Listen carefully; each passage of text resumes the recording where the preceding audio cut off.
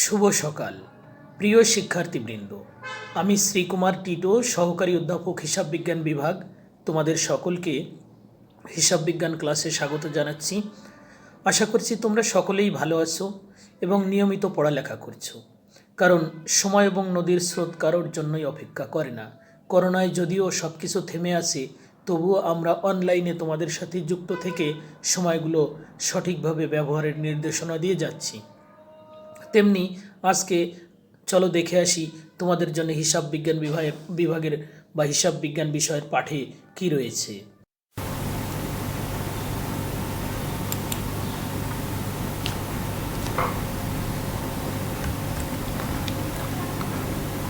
শুভ সকাল প্রিয় শিক্ষার্থীবৃন্দ, তোমরা সবাই কেমন আছো? আশা করি ভালো আছো।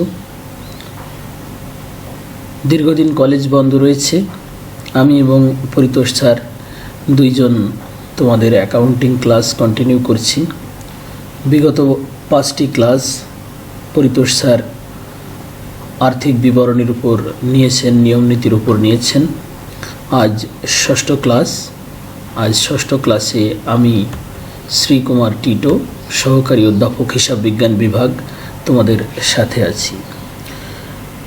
শিক্ষার্থীবৃন্দ, পৃথিবী থমকে আছে। করোনার প্রাদুর্ভাবে নিজেদের শরীরের উপর অবশ্যই খেয়াল রাখতে হবে। বাইরে বের হওয়া যাবে না, কারণ আমাদের সুস্থতা এখন আমাদের হাতে। আমরা যত সচেতন থাকব, আমরা ততই ভালো থাকব।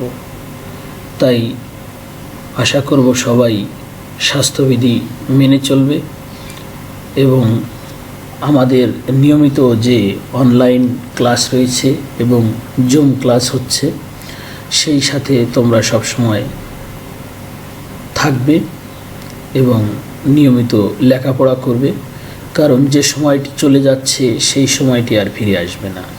তাই অলসভাবে সময়কে নষ্ট করবে না, এবং যাতে পরবর্তীতে কলেজ খুললে তোমরা ভালোভাবে তোমাদের এই সময়ে যে লেখাপড়া করেছো সেটির প্রতিফলন ঘটাতে পারো। আজ ষষ্ঠ ক্লাসে আমরা অনুশীলনীতে যাব। প্রথমেই একটি আমরা প্রশ্ন দেখে নিই। নিম্নলিখিত রেওয়ামিলটি 2019 সালের 31 ডিসেম্বর তারিখে রক্তিম অ্যান্ড সন্সের বই থেকে নেওয়া হয়েছে। রেওয়ামিলের ছক আমরা আগেও দেখেছি। ক্রমিক নং, হিসাবের নাম, সূত্র, ডেবিট টাকা, ক্রেডিট টাকা। এখানে রেওয়ামিলটি আছে। প্রারম্ভিক মজুত পণ্য 5,500, ক্রয় বিক্রয়, আন্তঃফেরত, বহিফেরত, মজুরি, পরিবহন, কারবারি বাট্টা, ডক চার্জ, বেতন, প্রদত্ত বাট্টা, প্রাপ্ত বাট্টা, প্রদত্ত কমিশন, প্রাপ্ত কমিশন, কুঋণ ও কুঋণ সঞ্চিতি, প্রাপ্য হিসাব, প্রদেয় হিসাব, উত্তোলন, মূলধন, বিনিয়োগ, ব্যাংক জমাতিরিক্ত, নগদ তহবিল। যোগফল 70,000। সমন্বয়ে রয়েছে সমাপনী মজুত পণ্য 10,100 টাকা, বকেয়া বেতন 500, অগ্রিম মজুরি 200 টাকা, প্রাপ্য হিসাবে 1,000 টাকা। কুঋণ হিসাবে অবলোকন করো। বিনা মূল্যে পণ্য উত্তোলন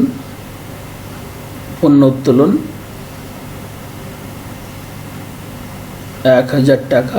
দুঃখিত, বিনামূল্যে পণ্য, বিনামূল্যে নয়, শুধু পণ্য উত্তোলন 1,000 টাকা। অলিখিত ক্রয় 2,000 টাকা। করণীয়তে রয়েছে নিট ক্রয়ের পরিমাণ নির্ণয় করো, মোট লাভ বা ক্ষতি নির্ণয় করো, পরিচালনের মুনাফা বা ক্ষতি এবং নিট মুনাফা বা ক্ষতি নির্ণয় করো। আমরা প্রথম প্রশ্নে যাই। রক্তিম অ্যান্ড সন্সের নিট ক্রয়ের পরিমাণ নির্ণয়। ক্রয়ের পরিমাণ নির্ণয় করতে গেলে আমরা প্রথমে দেখেছিলাম যে ছকটির মাধ্যমে আমরা এটি করব। বিবরণ টাকা টাকা। রেওয়ামিলে আমাদের ক্রয়ের পরিমাণ ছিল 10,000 টাকা। যদি অলিখিত ক্রয় থাকে তাহলে ক্রয়ের সাথে যোগ হয়। আমরা সমন্বয় দেখেছিলাম অলিখিত ক্রয় 2,000 টাকা যোগ অলিখিত ক্রয় 2,000 টাকা, তাহলে 12,000 হলো। ক্রয় ফেরত থাকলে বিয়োগ হয়। রেওয়ামিলের মধ্যে ক্রয় ফেরত ছিল 500 টাকা, বিয়োগ করলে 11,500 টাকা।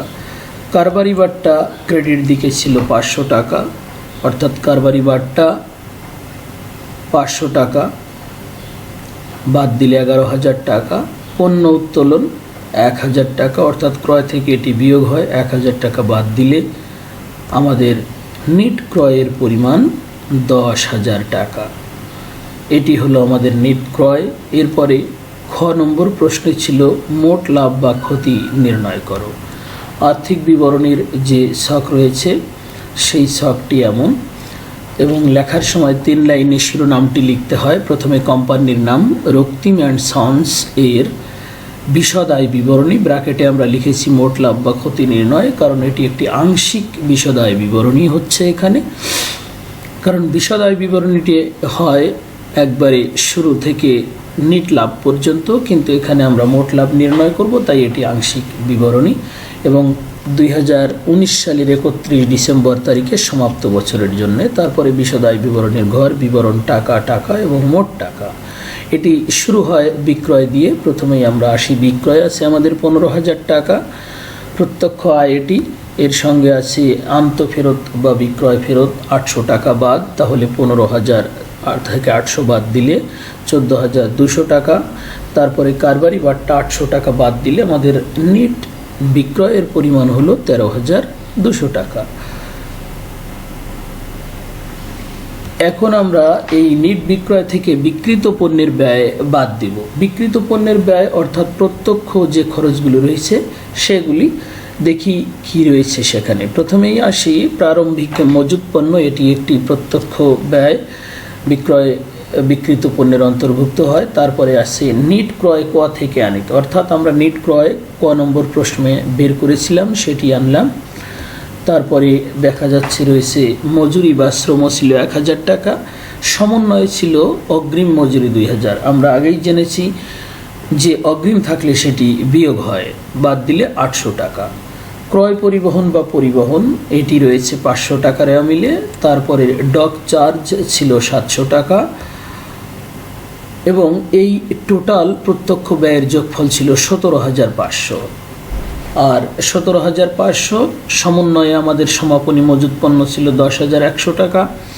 এটি যদি আমরা বাদ দিই তাহলে আমাদের প্রত্যক্ষ ব্যয়ের পরিমাণ দাঁড়ালো বা বিক্রিত পণ্যের ব্যয়ের পরিমাণ দাঁড়ালো 7,400 টাকা।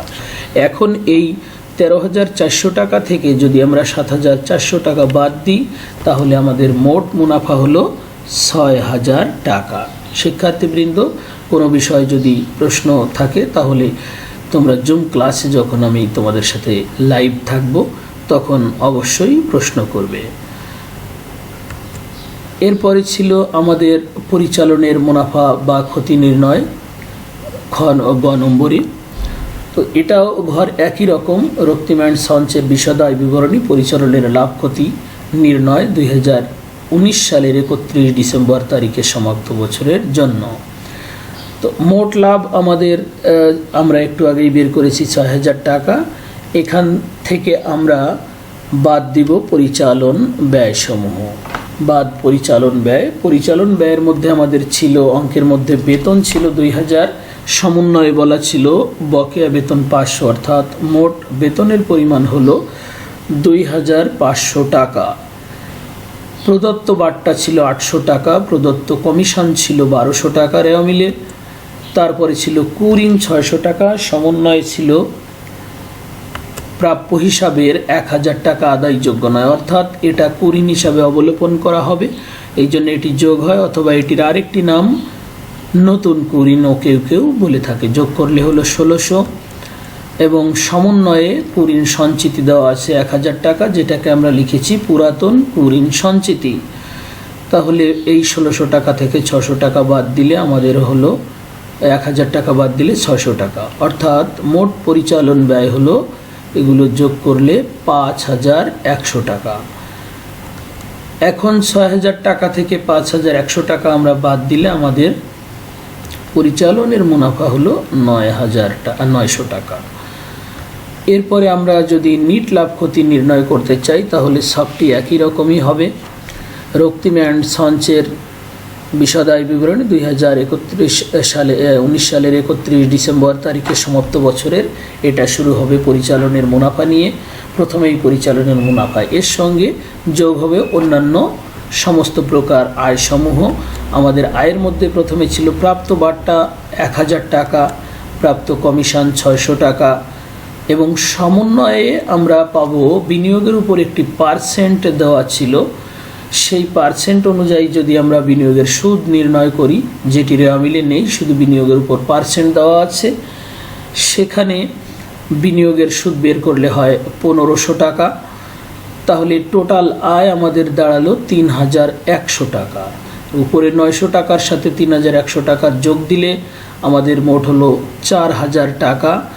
এখান থেকে আমরা অপরিচালন ব্যয় বাদ দিব। কোনো অপরিচালন ব্যয় না থাকায় আমাদের নেট মুনাফা হলো 4000 টাকা। শিক্ষার্থীবৃন্দ, সবাইকে নিরন্তর শুভেচ্ছা।